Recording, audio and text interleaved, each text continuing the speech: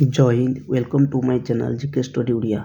आज आम आपणकर Odisha police OSAB IRB LTR ओ डबल एससी ओ triple SC all exam GK session mock test 12 करने जाऊँगी। प्रति मॉक टेस्ट भली यही मॉक टेस्ट रे आपण मानक 20टी क्वेश्चन रहिबो। प्रत्येक क्वेश्चन आंसर देवाई आपन को 2 ରୁ 3 सेकेंड समय दिज्व। यह निर्धारित समय मध्य आपण मैंने प्रत्येक क्वेश्चन आंसर देवाई चेष्टा करेंगे। आ वीडियो जदि आपण मानक भल लगे तेबे वीडियो को लाइक शेयर करने सहित चैनल को सब्सक्राइब करें। चलते स्टार्ट करवा आज mock test. Question number 1, who was the first external affairs minister of independence India. स्वाधीन भारतर प्रथम एक्सटर्नल अफेयर्स मिनिस्टर किए थे? डॉक्टर राजेंद्र प्रसाद, मौलाना अबुल कलाम आजाद, ना जवाहरलाल नेहरू, ना एस जयशंकर। आपण मैंने भल भाव जानी डॉक्टर राजेंद्र प्रसाद होउचंती स्वाधीन भारतर प्रथम राष्ट्रपति थे। मौलाना अबुल कलाम आजाद स्वाधीन भारतर प्रथम एजुकेशनल मिनिस्टर थे। जवाहरलाल नेहरू थे स्वाधीन भारतर प्रथम प्राइम मिनिस्टर। और एस जयशंकर आपण मैंने समस्ते जानी ये होउचंती current external affairs minister India. किंतु ये क्वेश्चन पचार स्वाधीन भारतर प्रथम एक्सटर्नल अफेयर्स किए थे ना? यार करेक्ट आंसर हूँ option number C, Jawaharlal Nehru. Jawaharlal Nehru स्वाधीन भारतर प्रथम प्रधानमंत्री हेबा सहित से मत एक्सटर्नल अफेयर्स मिनिस्टर दायित्व ग्रहण करते। नेक्स्ट क्वेश्चन,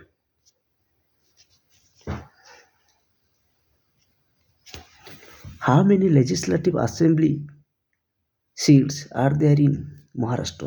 आपण मानक आमे पूर्वर कही महाराष्ट्र रे केतोटी असेंबली सीट अच्छी?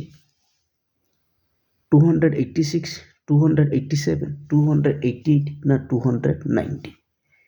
यार करेक्ट आंसर टी आपण माने भल भाव जानी पूर्व क्लास रे आमे कही। आपण मानक कही रखी जे आपण माने 20टी क्वेश्चन करने सहित आंसर स्लाइड को भल भाव देखु। से जो पॉइंट सब दि जाइए ताहा एग्जाम पाई बहुत इंपोर्टेंट।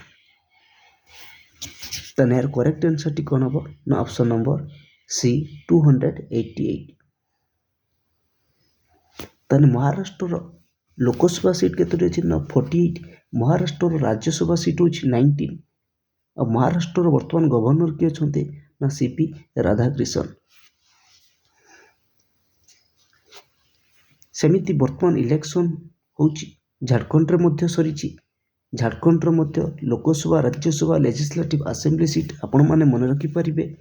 यार लोकसभा सीट 14, राज्यसभा सीट अछि 6, लेजिस्लेटिव असेंबली जोटा कि विधानसभा सीट 81 अछि।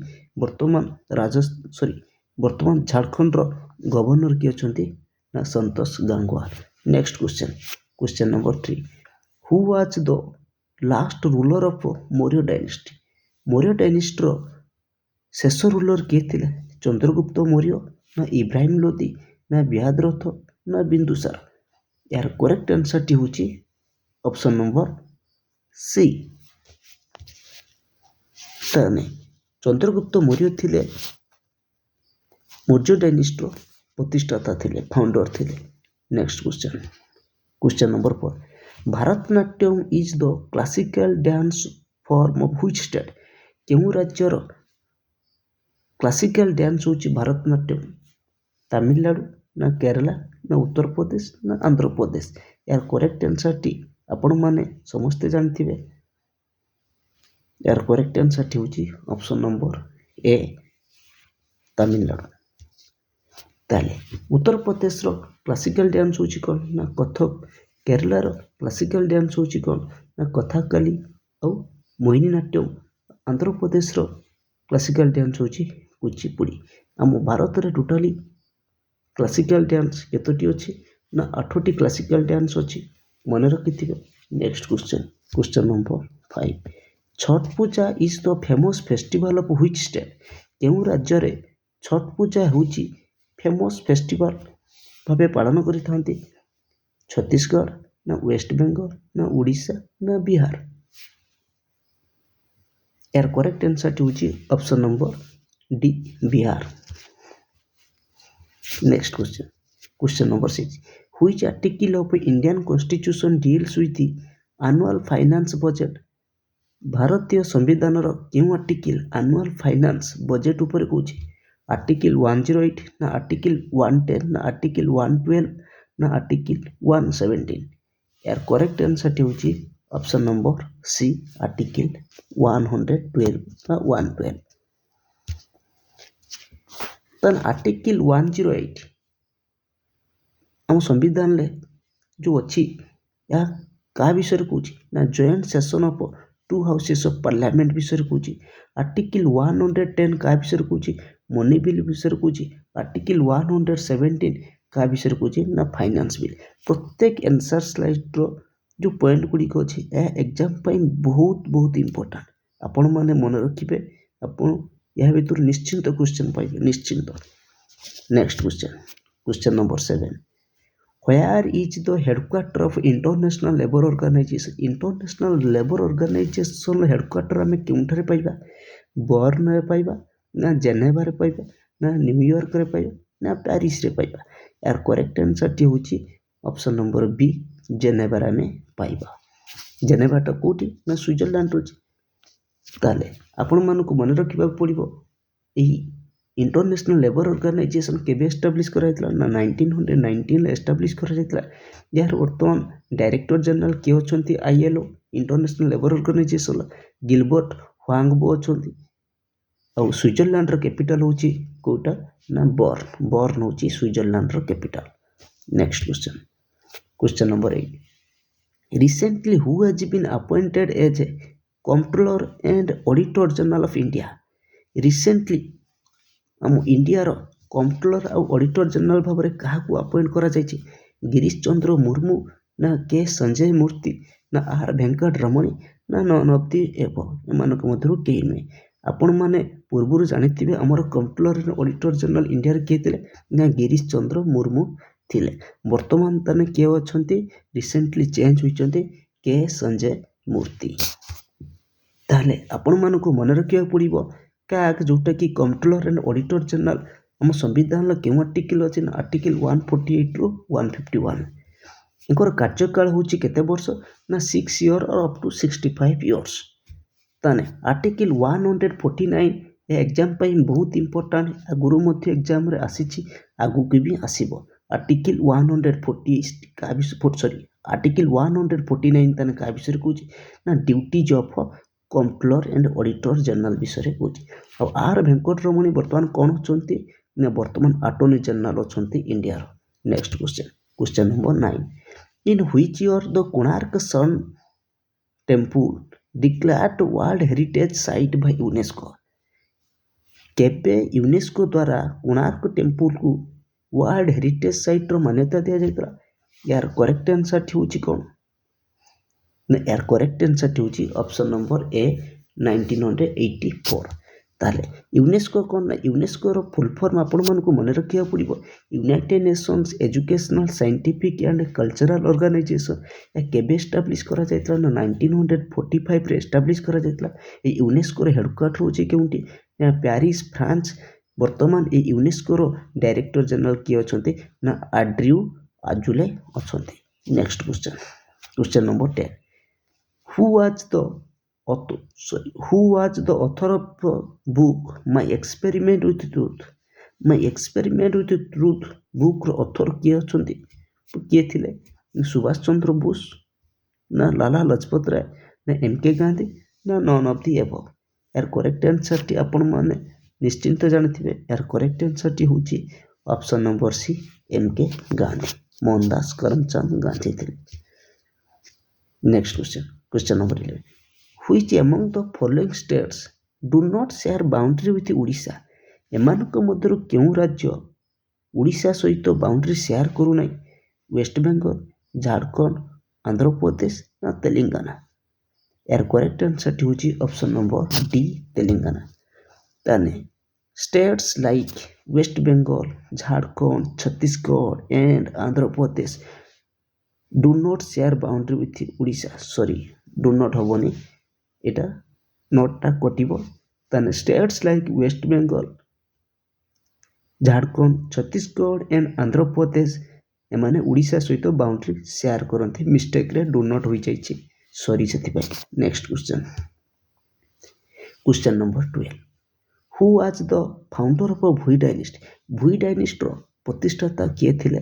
ଗୋବିନ୍ଦ ବିଦ୍ୟାଧର ଥିଲେ, ନା ରଘୁରାମ ରାୟ ଥିଲେ, ନା ଅନନ୍ତ ବର୍ମନ ଚୋଡ଼ଗଙ୍ଗ ଦେବ ଥିଲେ, ନା ନନ୍ ଅଫ୍ ଦି ଏବଭ୍, ନା ଏମାନଙ୍କ ମଧ୍ୟରୁ କେହି ନଥିଲେ। ତାହେଲେ ଭୋଇ ଡାଇନେଷ୍ଟିର ପ୍ରତିଷ୍ଠାତା କିଏ ଥିଲେ ନା ଏହାର କରେକ୍ଟ ଆନ୍ସରଟି ହେଉଛି option number A, Govind Vidyadhar ଥିଲେ। ତାହେଲେ ଏଇ ଯେଉଁ ସେକେଣ୍ଡ ଅପସନ୍ ଯେଉଁ ଦେଇଛି ରଘୁରାମ ରାୟ, ଇଏ ହେଉଛି ଭୋଇ ଡାଇନେଷ୍ଟିର ଶେଷ ରୁଲର ଥିଲେ। ଅନନ୍ତ ବର୍ମନ ଚୋଡ଼ଗଙ୍ଗ ଦେବ ଆପଣମାନେ ଜାଣିଥିବେ, ଇଏ ହେଉଛି ଗଙ୍ଗ ଡାଇନେଷ୍ଟିର ପ୍ରତିଷ୍ଠାତା ଥିଲେ। Next question number 13, in which state Madhubani painting is famous? କେଉଁ ରାଜ୍ୟରେ ମଧୁବନୀ ପେଣ୍ଟିଂଟା ହେଉଛି ଫେମସ୍? ରାଜସ୍ଥାନ, ନା ମହାରାଷ୍ଟ୍ର, ନା ବିହାର, ନା ଝାଡ଼ଖଣ୍ଡ? ପେଣ୍ଟିଂରୁ କମ୍ପଲସରି ଗୋଟେ କ୍ୱେଶ୍ଚନ୍ ଆସେ। ତାହେଲେ ମଧୁବନୀ ପେଣ୍ଟିଂଟା କେଉଁ ରାଜ୍ୟରେ ଫେମସ୍? ଏହାର କରେକ୍ଟ ଆନ୍ସରଟି ଅପସନ୍ ନମ୍ବର ସି, ବିହାର। ତାହେଲେ ଆପଣମାନଙ୍କୁ ମନେ ରଖିବାକୁ ପଡ଼ିବ, ଫାଡ଼ ପେଣ୍ଟିଂଟା ଫେମସ୍ ହେଉଛି ରାଜସ୍ଥାନରେ, ୱାର୍ଲି ପେଣ୍ଟିଂଟା ଫେମସ୍ ହେଉଛି ମହାରାଷ୍ଟ୍ରରେ, ପେଟକର ପେଣ୍ଟିଂଟା ହେଉଛି କେଉଁଠି ଫେମସ୍ ନା ଝାଡ଼ଖଣ୍ଡରେ। Next question number 14, in which 5-year plan Rourkela steel plant establish? କେଉଁ ପଞ୍ଚବାର୍ଷିକ ଯୋଜନାରେ ରାଉରକେଲା ଷ୍ଟିଲ୍ ପ୍ଲାଣ୍ଟ ଏଷ୍ଟାବ୍ଲିଶ କରାଯାଇଥିଲା? ଫାର୍ଷ୍ଟ, ସେକେଣ୍ଡ, ନା ଥାର୍ଡ଼, ନା ଫୋର୍ଥ 5-year ପ୍ଲାନ୍? ଏହାର କରେକ୍ଟ ଆନ୍ସରଟି ହେଉଛି ଅପସନ୍ ନମ୍ବର ବି, ସେକେଣ୍ଡ 5-year ପ୍ଲାନ୍। ତାହେଲେ ସେକେଣ୍ଡ 5-year ପ୍ଲାନ୍ ସମୟରେ ରାଉରକେଲା ଷ୍ଟିଲ୍ ପ୍ଲାଣ୍ଟ ଫର୍ମେସନ୍ ହୋଇଥିଲା। କେଉଁ କଣ୍ଟ୍ରିର ସାହାଯ୍ୟରେ ହୋଇଥିଲା ନା ଜର୍ମାନୀ ଅଣ୍ଡରରେ ହୋଇଥିଲା। ଏ ସେକେଣ୍ଡ 5-year ପ୍ଲାନ୍ 1956ରୁ 1961, ମନେ ରଖିଥିବେ। ଫାର୍ଷ୍ଟ 5-year ପ୍ଲାନ୍ 1951ରୁ 1956 ଥିଲା। Second 5-year ପ୍ଲାନ୍ଟା 1956ରୁ 1961। ଏ କାହା ଉପରେ ଫୋକସ୍ କରାଯାଇଥିଲା? Second 5-year plan industrial development ଉପରେ ଫୋକସ୍ କରାଯାଏ। ଆଉ ଫାର୍ଷ୍ଟ 5-year ପ୍ଲାନ୍ ତାହେଲେ କାହା ଉପରେ ଫୋକସ୍ କରାଯାଇଥିଲା ନା ଏଗ୍ରିକଲଚର ଇନକ୍ଲୁଡ଼ିଂ ଇରିଗେସନ୍ ଉପରେ ଫୋକସ୍ କରାଯାଇଥିଲା। ଏ ସେକେଣ୍ଡ 5-year ପ୍ଲାନ୍କୁ ଆମେ କ'ଣ କହିପାରିବା ନା ପିସି ମହାଲନୋବିସ୍ କୁହାଯାଇଥାଏ। ଫାର୍ଷ୍ଟ 5-year ପ୍ଲାନ୍କୁ କ'ଣ କୁହାଯାଇଥାଏ ନା ହାରୋଲ୍ଡ ଡୋମାର ମଡେଲ ବୋଲି କୁହାଯାଇଥାଏ। Next question number 6, Durgapur. ତାହେଲେ ଏଇଠୁ ଆମେ ଜାଣିବା ଦୁର୍ଗାପୁର ଷ୍ଟିଲ୍ ପ୍ଲାଣ୍ଟଟା ସେଇ ସେକେଣ୍ଡ 5-year ପ୍ଲାନ୍ ସମୟରେ ତିଆରି ହୋଇଥିଲା। ଏହା କାହା ଅଣ୍ଡରରେ ହୋଇଥିଲା ନା ୟୁନାଇଟେଡ୍ କିଙ୍ଗଡମ୍ ବା ବ୍ରିଟେନ ଅଣ୍ଡରରେ ହୋଇଥିଲା। ଏହା କେଉଁଠି ଅଛି ନା ୱେଷ୍ଟ ବେଙ୍ଗଲ ଆମେ ପାଇବା। ଭିଲାଇ ଷ୍ଟିଲ୍ ପ୍ଲାଣ୍ଟ ମଧ୍ୟ ସେଇ ସେକେଣ୍ଡ 5-year ପ୍ଲାନ୍ ସମୟରେ ହୋଇଥିଲା। ଟୋଟାଲ 3ଟି ଷ୍ଟିଲ୍ ପ୍ଲାଣ୍ଟ ହେଉଛି ସେକେଣ୍ଡ 5-year ପ୍ଲାନ୍ ସମୟରେ ତିଆରି ହୋଇଥିଲା। ଗୋଟେ ହେଉଛି ରାଉରକେଲା ଷ୍ଟିଲ୍ ପ୍ଲାଣ୍ଟ, ଗୋଟେ ହେଲା ଦୁର୍ଗାପୁର ଷ୍ଟିଲ୍ ପ୍ଲାଣ୍ଟ, ଗୋଟେ ହେଲା ଭିଲାଇ ଷ୍ଟିଲ୍ ପ୍ଲାଣ୍ଟ। এই ଭିଲାଇ ଷ୍ଟିଲ୍ ପ୍ଲାଣ୍ଟଟା ରୁଷିଆ ଅଣ୍ଡରରେ ହୋଇଥିଲା। ଏହା କେଉଁଠି ଅଛି ନା ଛତିଶଗଡ଼ ଅଛି। ନେକ୍ସଟ କ୍ୱେଶ୍ଚନ୍ ହେଉଛି କ'ଣ? Question number 15, then Keibul Lamjao national park is located on which state? ଆମେ କେଉଁ ରାଜ୍ୟରେ କେବୁଲ ଲମଜାଉ ନ୍ୟାସନାଲ ପାର୍କ ଆମେ ପାଇବା? ଏହା ମଣିପୁର, ମିଜୋରାମ, ନା ନାଗାଲାଣ୍ଡ, ନା ଆସାମ? ଏହାର କରେକ୍ଟ ଆନ୍ସରଟି ହେଉଛି ଆପଣମାନେ ସମସ୍ତେ ଜାଣିଥିବେ ଅପସନ୍ ନମ୍ବର ଏ, ମଣିପୁର ଆମେ ପାଇବା। ତାହେଲେ କେବୁଲ ଲମଜାଉ ନ୍ୟାସନାଲ ପାର୍କଟା ମଣିପୁରରେ ପାଇବା। ଏହା କେଉଁ ଲେକ୍ରେ ଅଛି ନା ଆମେ ଲୋକଟାକ ଲେକ୍ରେ ପାଇବା। It is the only floating national park in world. ୱାର୍ଲଡର ଏକମାତ୍ର ଫ୍ଲୋଟିଂ ନ୍ୟାସନାଲ ପାର୍କ ହେଉଛି କିଏ ନା କେବୁଲ ଲମଜାଉ ନ୍ୟାସନାଲ ପାର୍କ। এই କେବୁଲ ଲମଜାଉ ନ୍ୟାସନାଲ ପାର୍କଟା ହେଉଛି କ'ଣ ପାଇଁ ଫେମସ୍? ମନେ ରଖିଥିବେ, ସାଙ୍ଗାଇ ଡିଅର ପାଇଁ famous. Next question number 16, who was the first Indian woman president of Indian national congress? Indian national କଂଗ୍ରେସର ପ୍ରଥମ ଭାରତୀୟ ମହିଳା ପ୍ରେସିଡେଣ୍ଟ କିଏ ଥିଲେ ଇଣ୍ଡିଆନ୍ ନ୍ୟାସନାଲ କଂଗ୍ରେସର? ଆନି ବେସାନ୍ତ, ନା ସରୋଜିନୀ ନାଇଡୁ, ନା ପ୍ରତିଭା ପାଟିଲ, ନା ନନ୍ ଅଫ୍ ଦି ଏବଭ୍? ଏହାର କରେକ୍ଟ ଆନ୍ସରଟି ହେଉଛି ଅପସନ୍ ନମ୍ବର ବି, ସରୋଜିନୀ ନାଇଡୁ। এই ସରୋଜିନୀ ନାଇଡୁ ହେଉଛନ୍ତି ପ୍ରଥମ ଭାରତୀୟ ମହିଳା ଇଣ୍ଡିଆନ୍ ନ୍ୟାସନାଲ କଂଗ୍ରେସ କ'ଣ ଥିଲେ ନା ପ୍ରେସିଡେଣ୍ଟ ଥିଲେ। କେବେ ନା 1925 ମସିହାରେ ଥିଲେ କାନପୁର ସେକ୍ସନରେ। ଆନି ବେସାନ୍ତ ହେଉଛନ୍ତି first woman president of Indian national congress. ଏ 1917 ମସିହାରେ ଥିଲେ କଲକାତା ସେକ୍ସନରେ। ପ୍ରତିଭା ପାଟିଲ ଆପଣମାନେ ଜାଣିଥିବେ first woman president of India. Next question number 7, cinnabar is the ore of? Cinnabar ହେଉଛି କାହାର ଓର୍? କପର, ଆଲୁମିନିୟମ, ମର୍କୁରୀ, ନା ଆଇରନ୍? ଏହାର କରେକ୍ଟ ଆନ୍ସରଟି ହେଉଛି ଅପସନ୍ ନମ୍ବର ସି, ମର୍କୁରୀର ore. Next question number 18 Davis cup is related to which sports Davis cup केउं खेल सहित जड़ित टेनिस ना टेबल टेनिस ना क्रिकेट ना बैडमिंटन यार करेक्ट आंसर टी होची ऑप्शन नंबर ए टेनिस सहित जड़ित तन टेबल टेनिस पे हमें कौन खेलता स्वाथलिंग कप खेलती हमें बैडमिंटन पे थॉमस कप और उर्वर कप जड़ित next question number 19 what is the meaning of ME in Windows ME रो जो एमी अच्छी तार मीनिंग कौन तार अर्थ कौन मिलेनियम एजुकेशन ना मंथली एडिशन ना मिलेनियम एडिशन ना ऑल ऑफ दी एबव ना एगुड़िक सब यार करेक्ट आंसर टी होची option number C millennium edition next question आज रो शेष question the capital city of US is US रो कैपिटल कौन न्यूयॉर्क ना वाशिंगटन डीसी ना जेरूसलेम ना बोथ ए एंड बी अर्थात न्यूयॉर्क वाशिंगटन डीसी यार करेक्ट आंसर टी होची option number B Washington DC ताने यूएस रो प्रेसिडेंट वर्तमान किए अछंती ना डोनाल्ड ट्रम्प आपण मानकु जदि ए मॉक टेस्ट भल लगी था तबे वीडियो को लाइक शेयर करबा सहित चैनल को सब्सक्राइब करि परिबे जय हिंद थैंक यू।